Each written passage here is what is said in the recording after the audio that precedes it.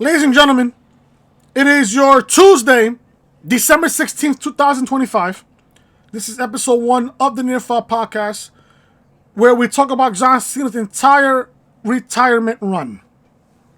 From the beginning on January 6th on Netflix, all the way to last Saturday at Saturday Night's Main Event in Washington, D.C. in his final match against Gunther.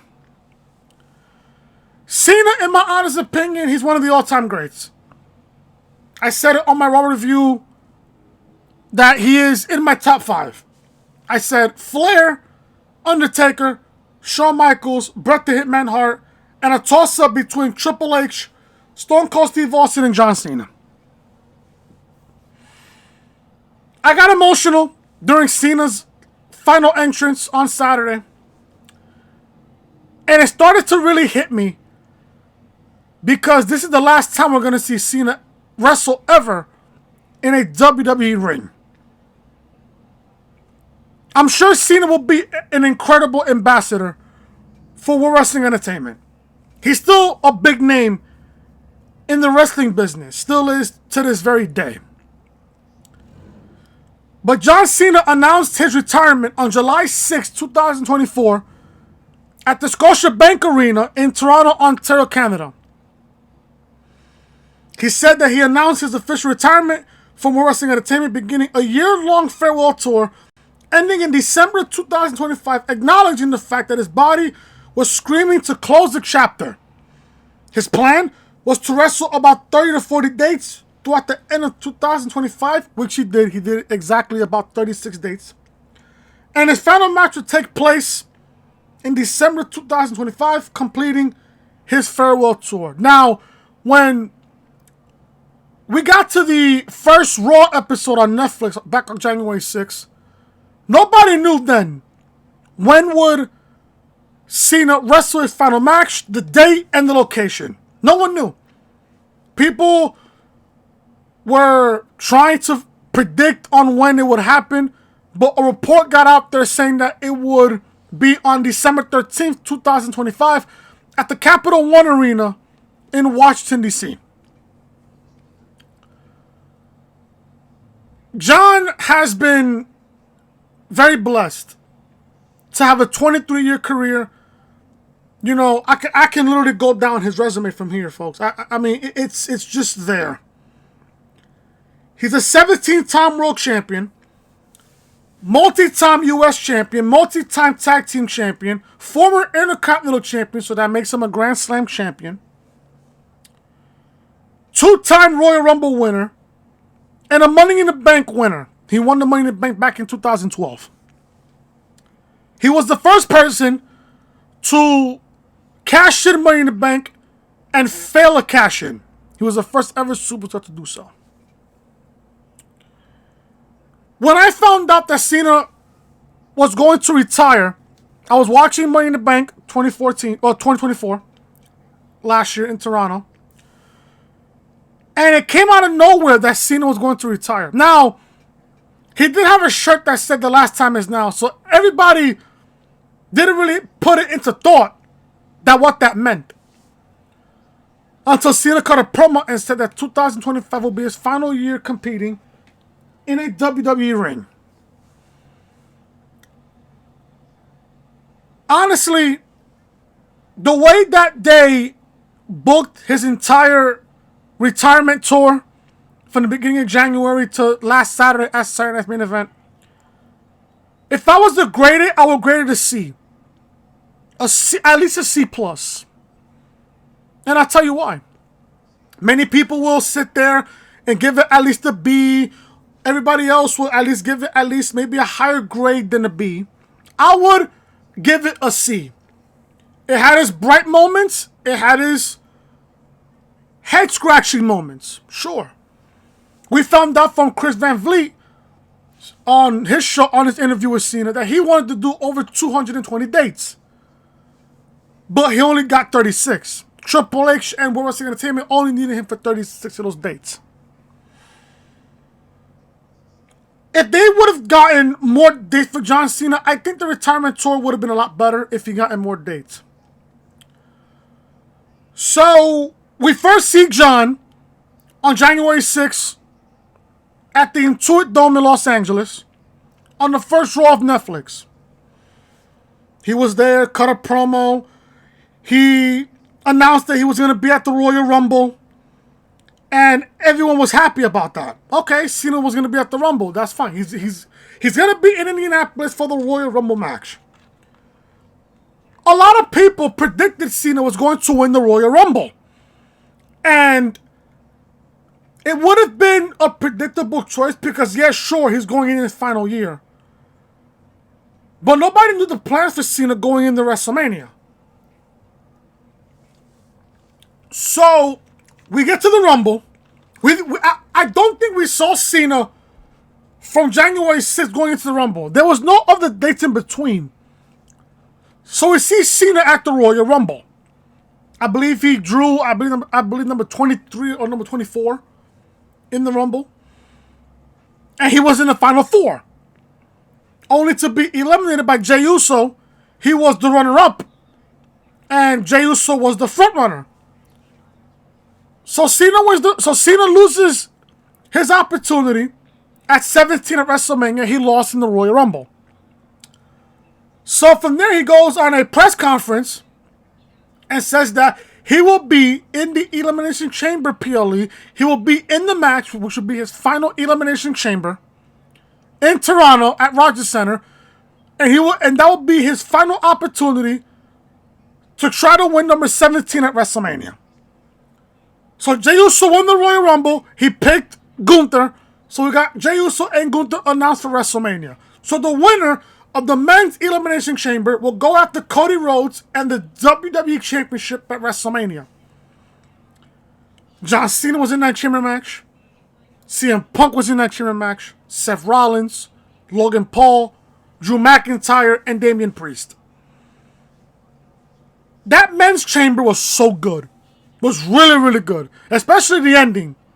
When Rollins stomped Punk and Cena took advantage, giving Punk the STF.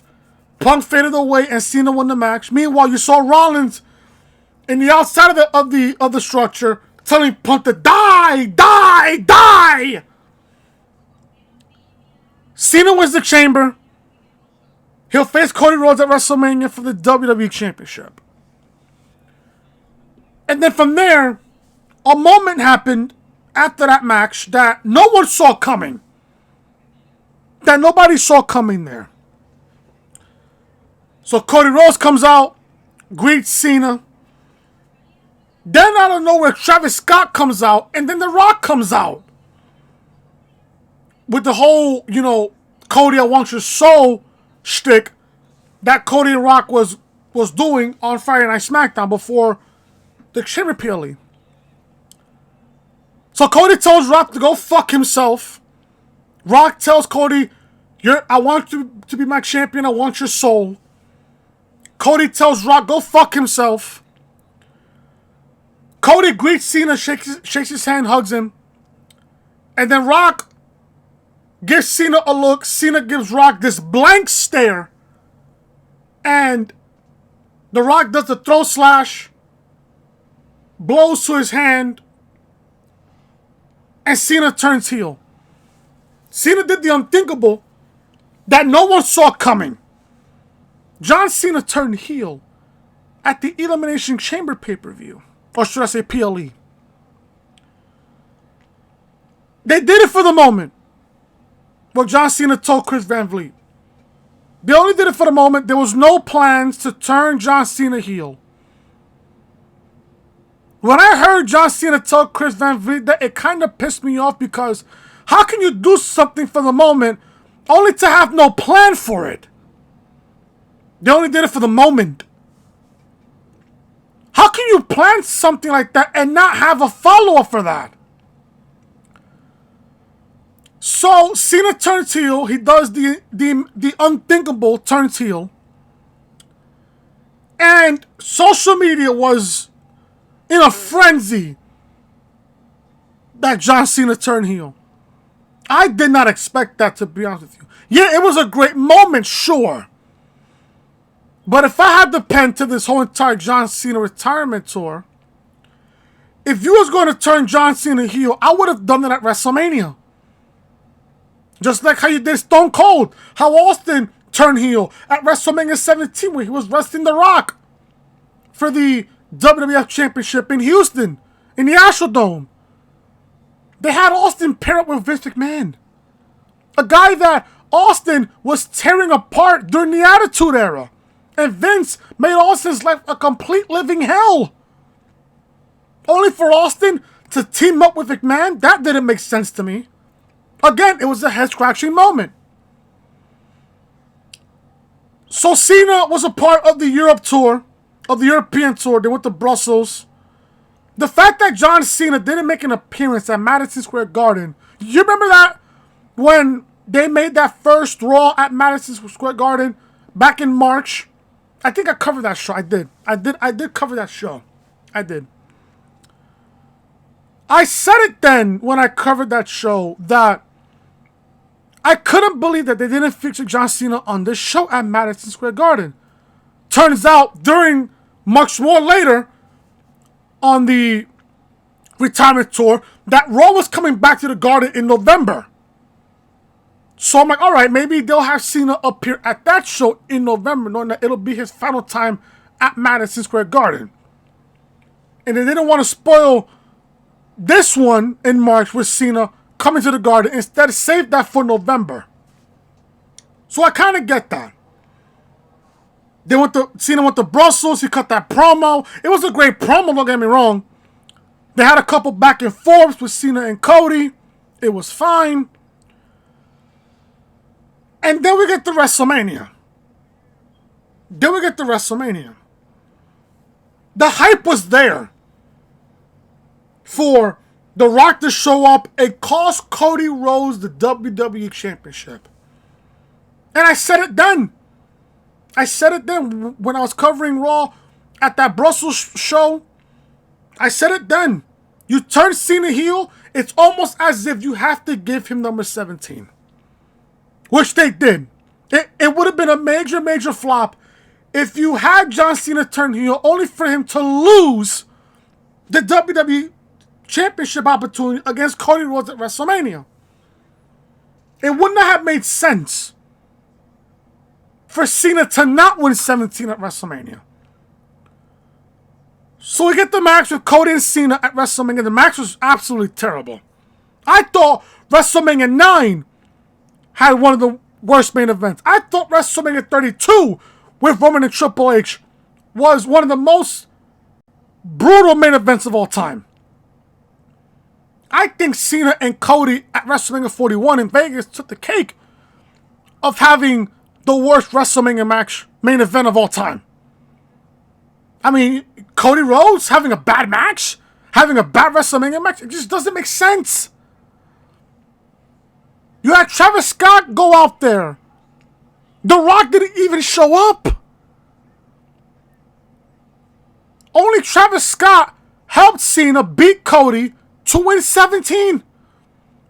And the ending to that match was fucking terrible. Was absolutely terrible. Again, I would have never turned John Cena heel in Toronto at the Elimination Chamber PLE. I would have never turned Cena heel at that show. I would have saved that heel turn for WrestleMania. You want that moment to be one of the most viral moments of all time? You have Cena turn heel at WrestleMania. Have The Rock show up at WrestleMania. And aid John Cena to number 17. It really does make you think, what would have happened if Cena never turned heel?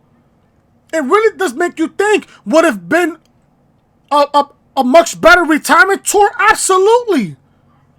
Now that I'm looking back at it, Cena should have never turned heel to begin with. He never should have.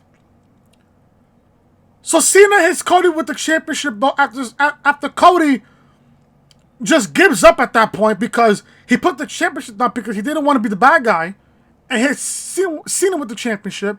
Cena low blows Cody, grabs the championship belt, hits Cody in the head with it, gets the referee to get up, and counts to 1, 2, 3. And Cena wins number 17. Sure, it was a moment.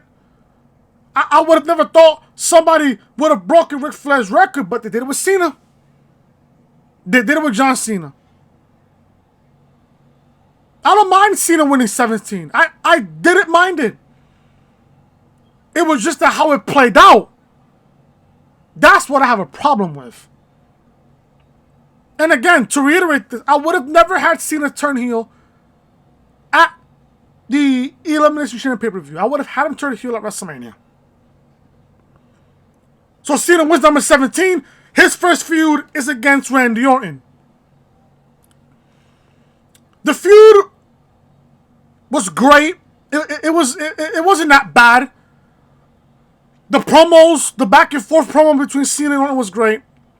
But the match itself wasn't that bad. Sure, it had a whole bunch of smoke and mirrors here and there. But the match wasn't that bad for it was okay for what it was. Cena beat Orton. Obviously, Cena wasn't going to lose the championship in his first title defense after winning 17 at WrestleMania. So he beats Randy Orton. Then he feuds with R-Truth. Then we got a Saturday Night's Main Event match between John Cena and R-Truth. Cena beats R-Truth in about, 4.5 minutes? Almost 5 minutes? Cena beats R-Truth there. I don't think it was for the championship. I don't really remember it. So then we get to June. We get what was it? I think it was Night of Champions, I believe. It was Night of Champions, I believe. It was Night of Champions, I believe. I'm not really too sure about that. Let me look this up real quick. I think it was Crown Jewel. I might have gotten the dates wrong. The pay-per-view's wrong. I think it was, yes. Then Cena gets into a feud with CM Punk. The promo work was great. The back and forth was really great. Cena cut what his version of the pipe bomb was. But I remember this Pacific Friday Night SmackDown that happened in Saudi was a go-home show before Night of Champions. That Cena was cutting a promo and Punk comes out to Word Life.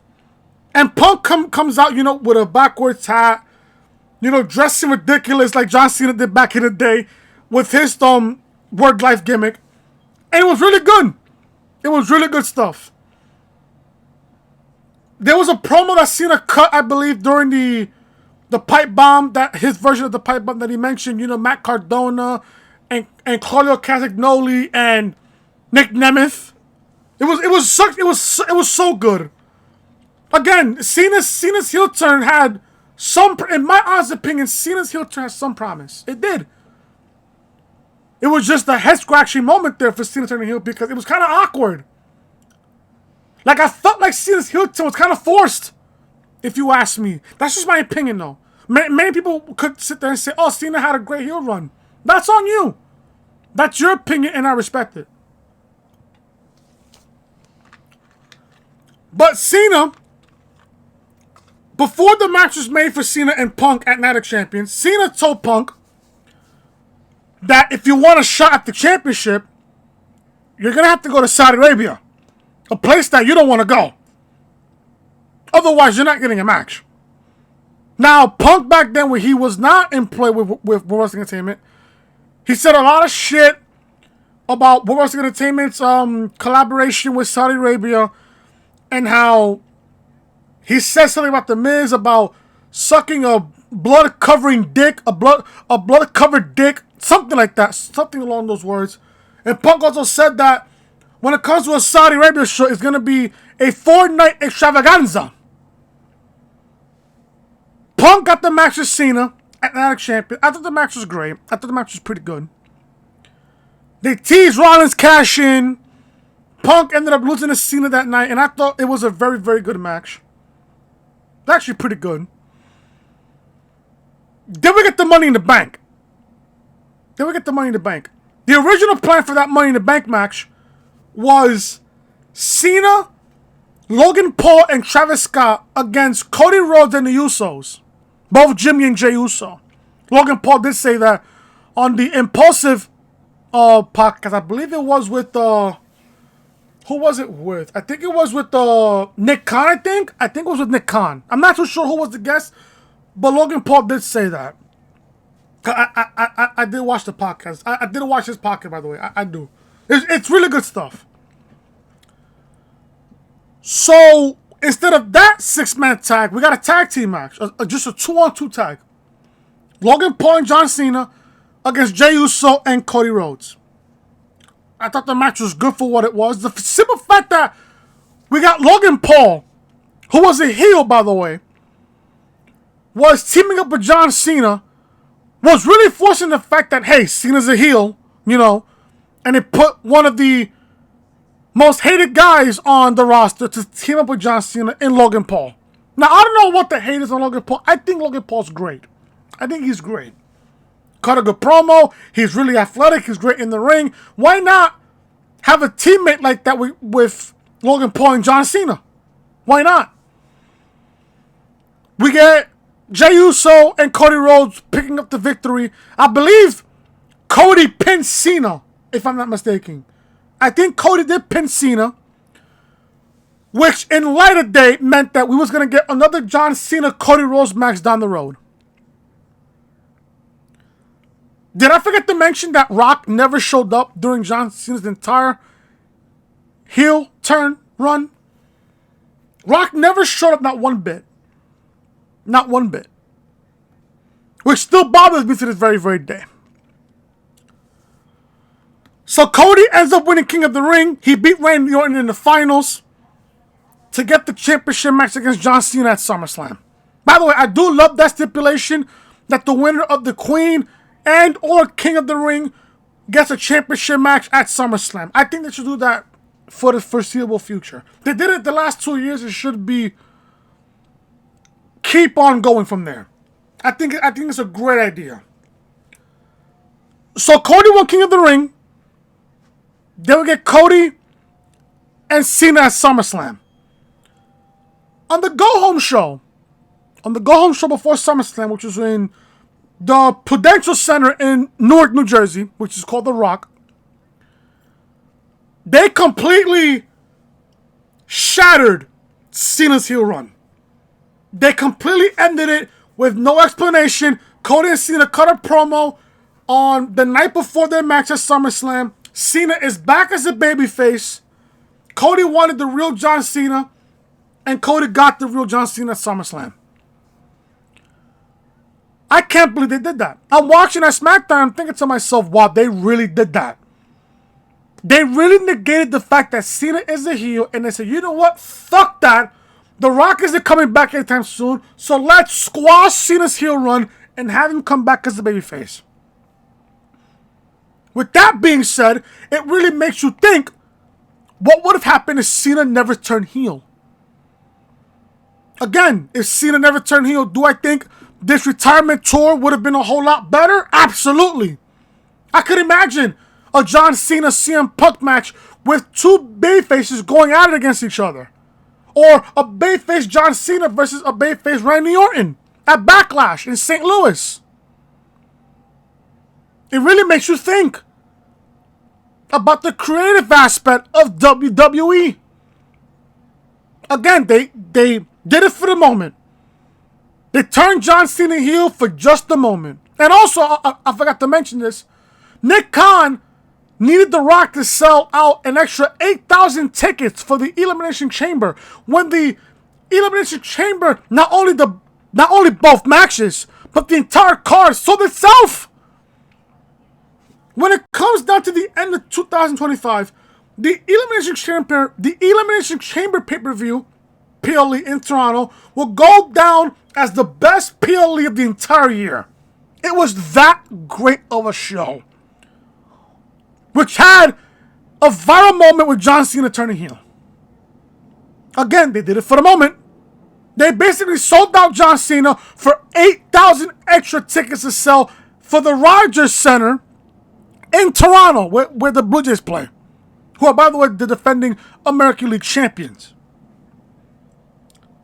So we get to SummerSlam.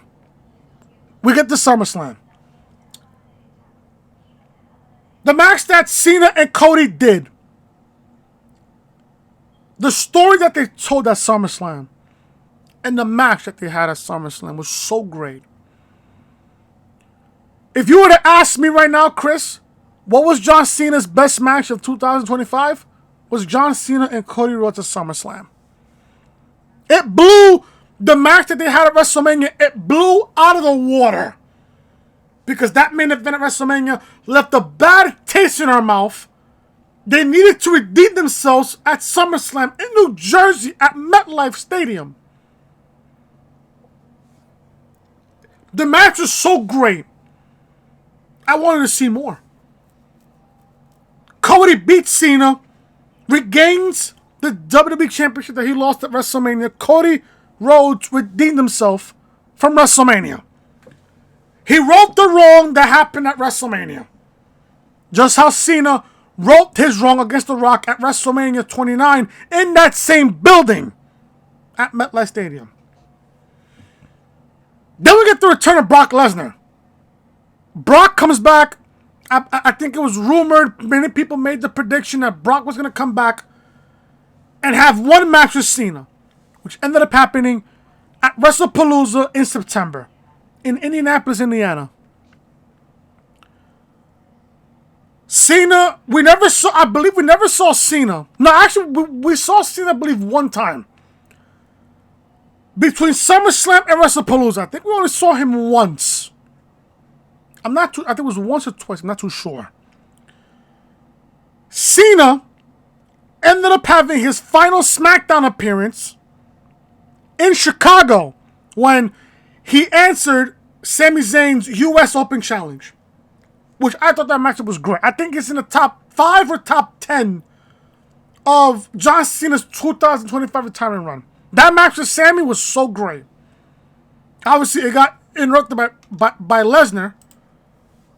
So it is what it is. But I thought the match with him and Cody at SummerSlam was fucking phenomenal. Phenomenal. So good of a match. That's one of those matches this year that I would actually go back and watch. Was the match with Cena and Cody at SummerSlam. So then we move on to September. Again, we are going down the road of John Cena's final year. We get to September. Cena makes his final SmackDown appearance in the building where he made his debut. In the All-State Arena in Chicago. He accepted Sami Zayn's U.S. Open Challenge. Cena made his debut in the All-State Arena, I believe, June 27, 2002. In a match against Kurt Angle. In a match that he lost, by the way, against Kurt Angle. Which started the rise of John Cena. You know, Cena has a lot of history in the All-State Arena. He made his debut there. He debuted the Spinner Championship. That's one of the most iconic championship designs of all time. He had a classic match with him and Punk at Money in the Bank 2011 in that very building too, despite him losing. Which again is my favorite. Which is my favorite John Cena match of all time. Him and Punk, Money in the Bank 2011 in Chicago for the WWE Championship. We get that match with Cena and Sami Zayn. Great match. It was getting a lot better. It could have been a banger if Lesnar never appeared. Lesnar comes in, fucks up Sami Zayn, fucks up Cena with a couple F5s. There was a viral moment there where Lesnar, I think his pants broke, when the F5 R-Truth. I think he broke his pants and he twerked. Insane work. Just insane. Insane work. So, we get to WrestlePalooza, right? We get to WrestlePalooza. Cena did appear in a couple SmackDowns in Montreal, Dublin, Ireland, Lyon, France. And then he had Clash in Paris. How can I forget Clash in Paris? How can I forget Clash in Paris? Cena had a match at Clash in Paris. I believe it was against Logan Paul. I believe. Cena and Lesnar at WrestlePalooza. The match was there. The matchup was there. Brock just... It was basically SummerSlam 2014 2.0. Where Cena was completely dominated by Lesnar. I know Cena and Lesnar had a couple back and forths. They were never face to face until WrestlePalooza. Lesnar beat the shit out of Cena. Again, it reminded me of what happened at SummerSlam 2014 at the Staples Center in Los Angeles. So, from there, we get to, I believe, Clash in Paris. Clash in Paris, right? Clash in Paris. We get him and Logan Paul. The match was very, very good. One of Cena's best matches of his entire run of 2025. It was announced that we got him and Logan Paul. I was expecting them to have a good match. It was a great match. It blew my expectations out of the water. Then we get the crown jewel. We get to October. So far, from January to September, Cena's entire run, so far from this point until Crown Jewel, has been so far a C. So far. Because again, what if Cena never turned heel? Again, his retirement run would have been a lot better. Absolutely. We get the crown jewel after the match of Logan Paul. Out came crown jewel. Cena didn't have an opponent at that time, so he has social media. Hey, what do you think of Cena Styles? Triple H quote tweeted and John said, let's do it. So the match, I believe the same day, the match was announced for Crown Jewel. Cena and Styles. Banger. I remember in 2016, Cena and Styles would have a couple bangers. Money in the Bank, SummerSlam in Brooklyn, couple banger matches. But I believe their best match was in 2017 after the Royal Rumble in the Alamo Dome in San Antonio, Texas, where Cena won number 16 from Styles. I thought that matchup was great. It was the best match in the entire show. You look back at that Royal Rumble pay-per-view back in 2017, that was the best match in the entire show. Cena and Styles. Cena winning 16. That was the story there. That right there was the story. Could Cena win number 16? Which he did. Then from 2017 to this year, he won 17. He won 17 this year, back in April.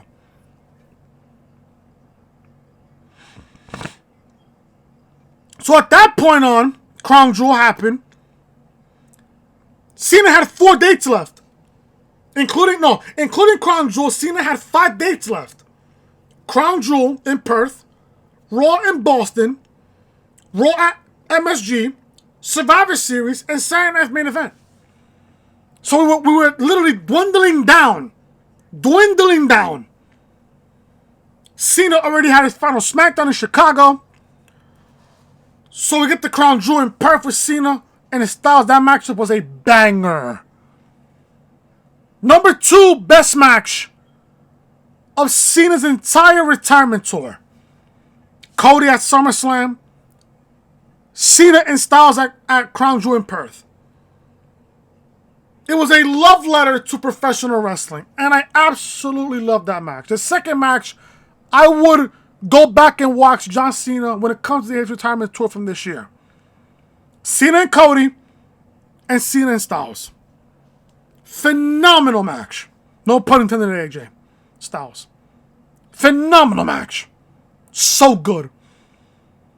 They brought back moves from the likes of, I think, from the Amazing Red to the Undertaker, I believe, to Bray Wyatt. I think Cena did Sister Abigail, and all the Fireflies came out. It was such a great moment there. I got emotional a little bit while watching that. It was so good. It was really, really good. Cena beat Styles. Then we get the Raw in Boston. And rumors going around going into that show that Cena and Dom was going to wrestle for the Intercontinental Championship.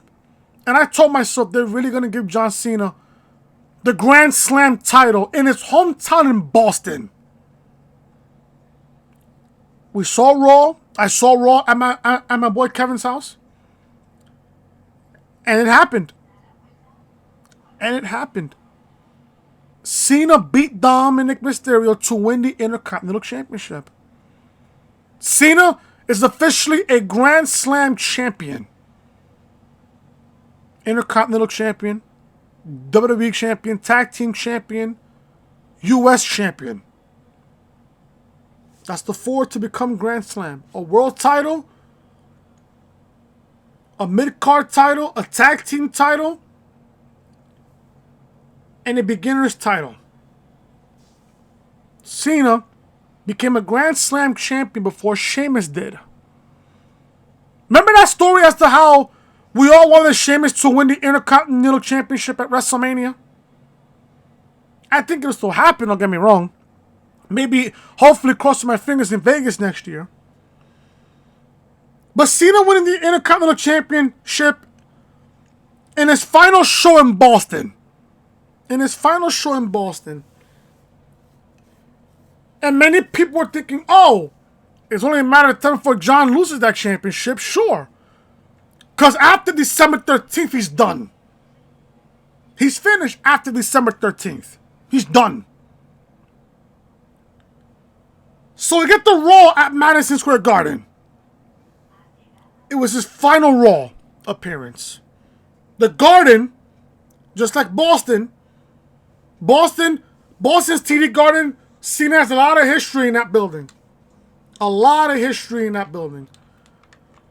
He won, I believe, championship number 15 at Money in the Bank in 2014 when he won that ladder match for the WWE World Heavyweight Championship. He won the his first World Heavyweight Championship, like big gold.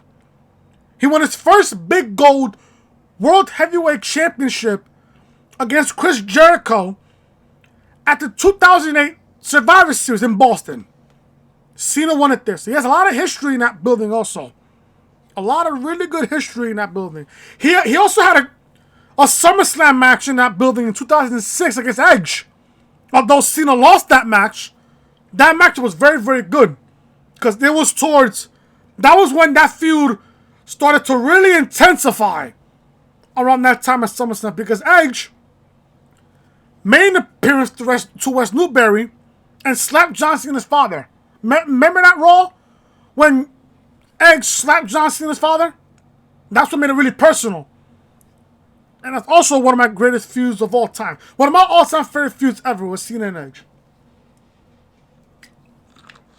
So, we get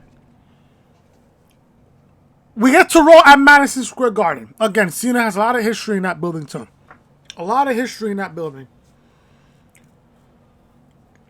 He wrestled in a 6-man tag with Rey Mysterio and Sheamus against the Judgment Day. In Dominic Mysterio, JD McDonough, and Finn Balor. The match felt like a house show. It was basically a house show, but it was good. It was really, really good. It was good for what it was. It was fun. It was a fun tag team match. And also, Cena got to work with not only Rey, he also got to work with Sheamus too. So, I thought that was really, really good. But Cena and Madison Square Garden, they have history together.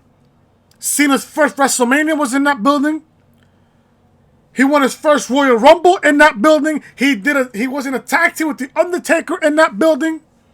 A lot of history for John in that building. And Madison Square Garden. A lot of history was seen in that building at the Garden. Also, his holiday tours matches as well. I was there when he wrestled Dolph Ziggler in that cage match in 2012. I was also there with a couple of friends of mine where he wrestled Randy Orton for the WWE World Heavyweight Championship. It was a great match. Great match in that building, too. Great match. So Cena had a lot of history in that building. So from there, we get the Survivor Series. Again, including Survivor Series, 2 dates left. They did a Last Time Is Now tournament to determine who will wrestle John Cena in his final match on December 13th. The minute you saw Gunther's name in that tournament, there was no one else to have John Cena's final match to be his opponent in his final match than Gunther, which we'll get to in a little bit. Gunther won the Last Time Is Now tournament on the PLE after on the I believe on the Raw after I believe on the SmackDown after Survivor Series. Gunther won the tournament. Cena was going to defend the Intercontinental Championship against Dominic Mysterio at that show at Petco Park in San Diego. So it only made sense if Dom dropped the championship to Cena in Boston, in Cena's hometown. It only made sense for Cena to drop the championship back to Dom in Dominic's hometown in San Diego, California, which happened. It was expected because it wouldn't make sense for Cena to go into his last match, his final match, as Intercontinental Champion. Now, how I would have booked that would have been completely different. And I'm not saying Cena should have been Intercontinental Champion going into that show. I'm saying it would have been a perfect ending to Cena's blessed and storied career if you had John Cena win number 17 in his final match. I think that would have been the perfect ending there. To have John wrestle and win number 17 in his final match. In his final match. Then we get the Raw.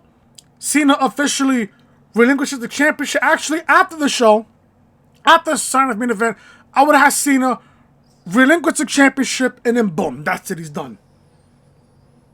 He's done it from there. So again, Gunther wins the tournament. We got Gunther and Cena in the finals. We got Dom regaining back the Intercontinental Championship, which I thought was an okay match. They would have had at least another 5-10 more minutes added to that match. It would have been a lot better. But Liv Morgan came back at that match and basically helped Dom beat Cena to win the Intercontinental Championship.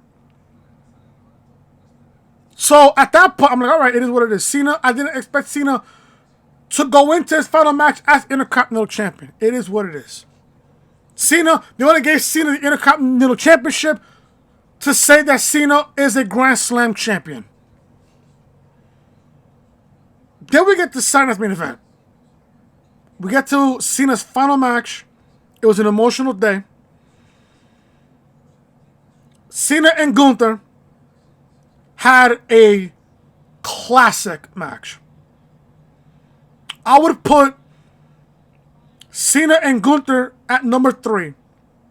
Top 3 Cena best matches of 2025. Number 1, Cena versus Cody at SummerSlam. Number 2, Cena versus AJ Styles at Crown Jewel in Perth. Number 3, Cena and Gunther from Saturday's main event. If I was to add a 4th, it would be Cena and Logan Paul back at Clash in Paris. That would have been my 4th best match for Cena. And then if you want to add a 5th, you could do Cena and Punk from Night of Champions. So that's my top 5. The match with Gunther was a classic. It was a very good match. Amazing matchup.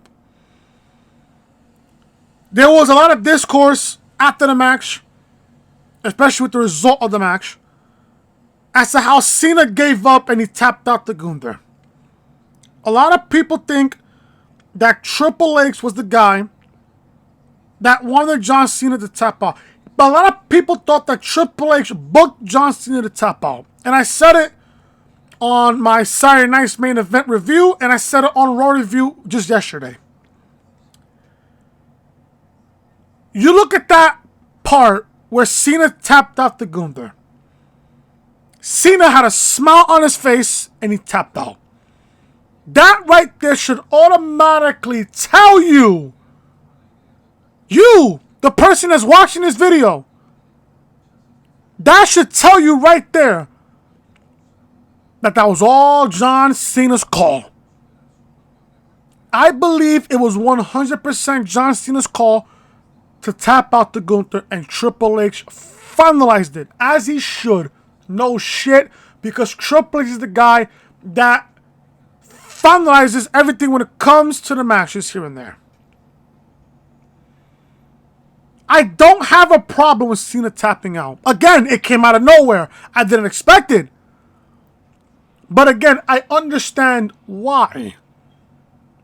Because Cena is the guy that gives back to the company. Cena is the guy that is willing to do absolutely anything to give back to the business that he started in 2002 with World Wrestling Entertainment. He left WWE, he left it better than how he found it. And that's something I can appreciate. If you saw Raw last night, Gunther, he's the most hated villain right now in all of WWE, and as he should. He will forever be the guy that retired John Cena and made him tap. Again, what good would it do to have Gunther come on Monday Night Raw last week? Not last night, last week.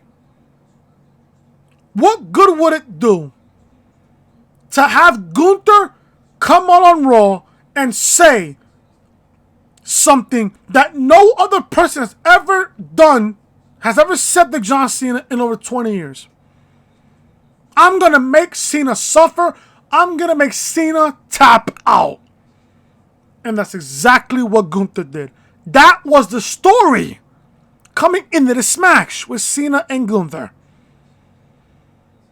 In John Cena's entire 23-year career, he's only tapped out to two men, Kurt Angle and Chris Benoit, in the same year of 2003.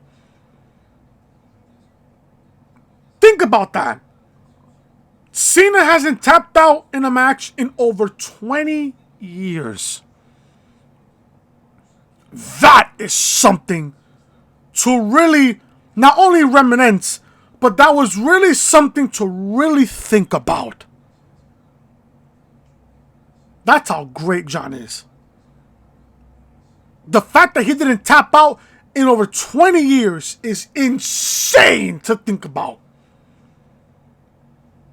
Gunther will forever be the person in the annals of WWE history until the night he gets inducted into the WWE Hall of Fame. Gunther tapping out John Cena. Gunther will forever be the guy that made John Cena tap out, the GOAT himself. Gunther will forever be the person that made John Cena tap out. I don't think anybody has said this. I don't think. But if anyone has never said it, I'll be the first to say it. Gunther tapping out John Cena at Saturday Night's Main Event on December 13th, 2025. Gunther, by tapping out John Cena, he's already a future WWE Hall of Famer. I said it. I fucking said it. Gunther is already a future WWE Hall of Famer.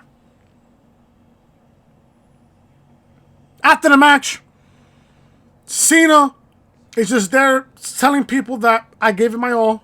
That's all I got. The whole roster comes out. Legends like Triple H, Stephanie, Undertaker, Punk, Cody. The whole roster, RVD, Sami Zayn, Kevin Owens, everybody came out. All the men, all the women came out, surrounded the ring. Cena and Cody, as you see on the picture, gave John Cena both their world championships. It was an iconic picture. It was really an iconic picture. That Cody is on the left-hand side, Cena's in the middle, and Punk is on the right-hand side.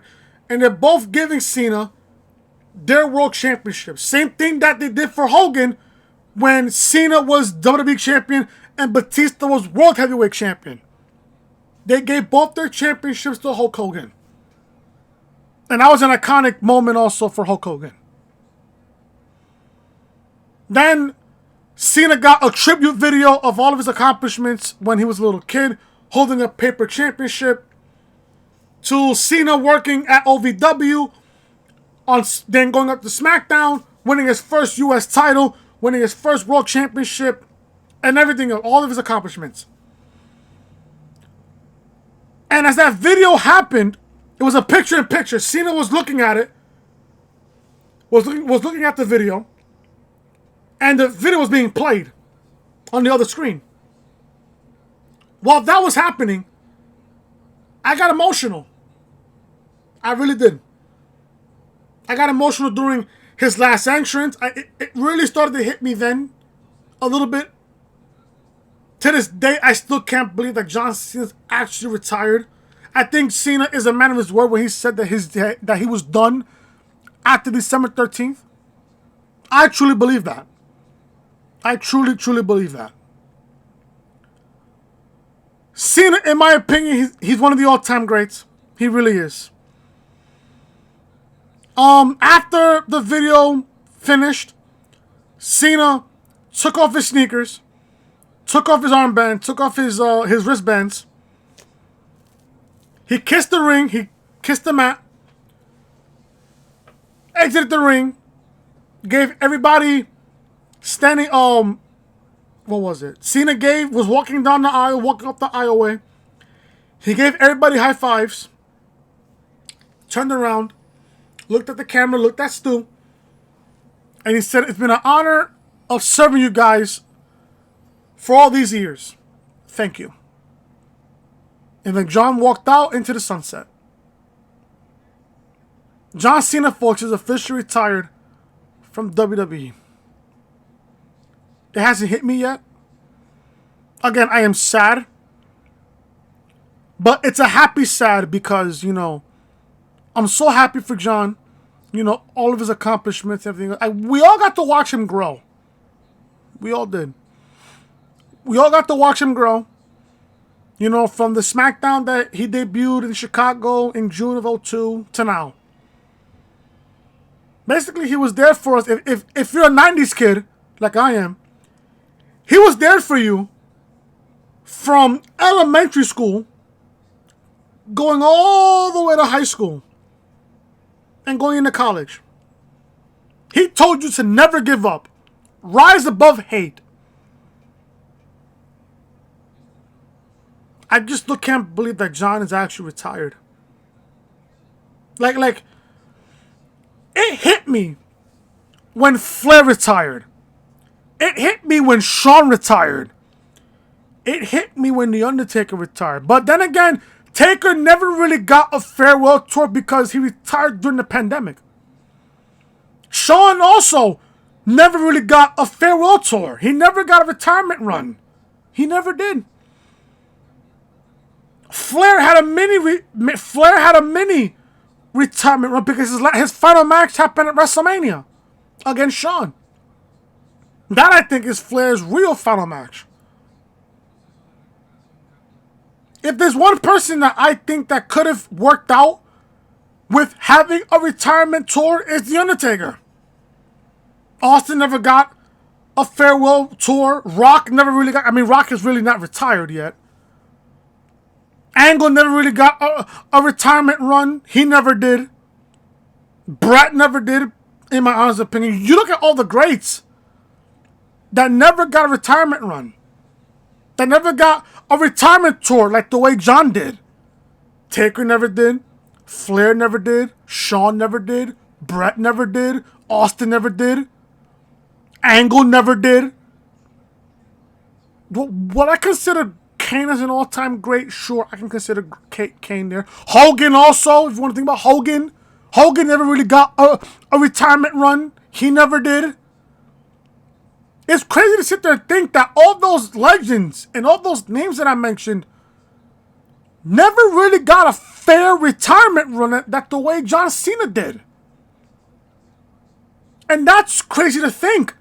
It's actually shocking to think about that. But, you know, it is what it is. You know, but like I said, it really hit me when Flair retired, when Shawn retired, even when Undertaker retired. And you guys know how much Undertaker means to me. Basically, if I never got to witness Undertaker in my very first time seeing him at WrestleMania 12 in that match against Big Daddy Cool Diesel at the what was it? The Arrowhead Pond, which is now the Honda Center in Anaheim, California, I would have never got to watch professional wrestling. If I was in front of John Cena right now, I would shake his hand, give him a hug, and tell him thank you. You know, for telling us, you know, to never give up. We watched you grow to become a face of the WWE. And how we appreciate John for all of his accolades, all of his accomplishments in and out of the ring. Do I consider John as an all-time great? Absolutely. Yes. I started to appreciate John more after, I believe, 2011, 2012? That was when I started to appreciate John a lot more. I never hated John. Never did. Never hated Cena. Never did. I've heard a lot of stories on, you know, how great of a human being he is outside of the ring. He's just a great person to talk to. I have the fortunate opportunity to get a follow back from John Cena on Twitter. You know, all I can say to John is thank you.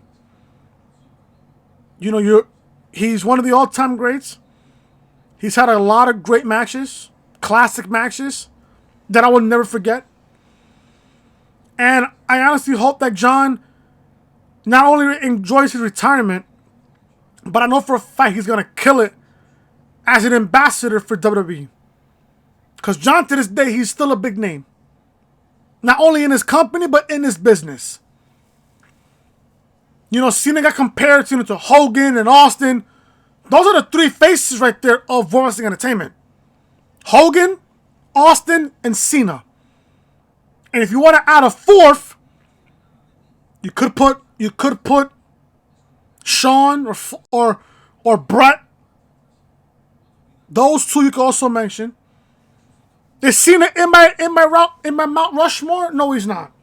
Unfortunately, he's not in my Mount Rushmore, because I have Flair, Taker, Shawn, and Bret. No, if I was to have a Mount Rushmore, it would be Taker, Flair, Austin, and Shawn.